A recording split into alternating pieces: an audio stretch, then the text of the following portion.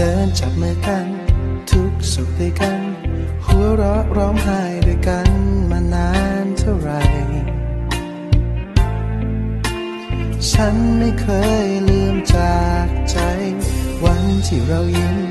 วันที่ทะเลาะอาบวันและคืนเหล่านั้นจะยังงดงามไม่เคยเปลี่ยนไป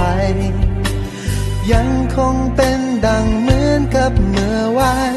อยู่ในส่วนลึกความทรงจำแต่ต่างกันแค่เพียงในตอนนี้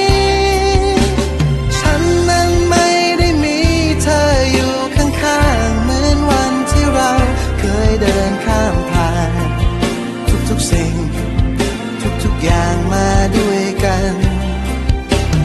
นับเป็นช่วงชีวิตที่ดีที่สุดแม้เป็นแค่เพียงเวลาสั้นๆที่เคยเกิดขึ้นกับฉัน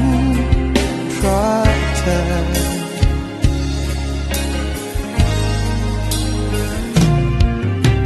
เพลงและของขวัญตัวจากโรงหนังจดหมายที่ส่งให้กันในวันที่ห่างฉันนั้นยังคงเก็บไว้วันที่เหนื่อยล้าถ้อยคำที่ปลอบใจภาพวันและคืนเหล่านั้นจะยังงดงามไม่เคยเปลี่ยนไปยังคงเป็นดังเหมือนกับเมื่อวานอยู่ในส่วนลึกความทรงจำแต่ต่างกันแค่เพียงในตอนนี้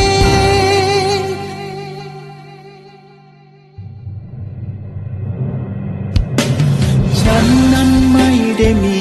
เธออยู่ข้างๆเหมือนวันที่เราเคยเดินข้ามผ่านทุกๆสิ่งทุกๆอย่างมาด้วยกันนับเป็นช่วงชีวิตที่ดีที่สุดแม้เป็นแค่เพียงเวลาสั้นๆแต่ก็เคยเกิดขึ้นกับฉันเพราะเธอไม่รู้ว่าเธอไม่รู้ว่าจะได้ยินเพลงนี้หรือยัง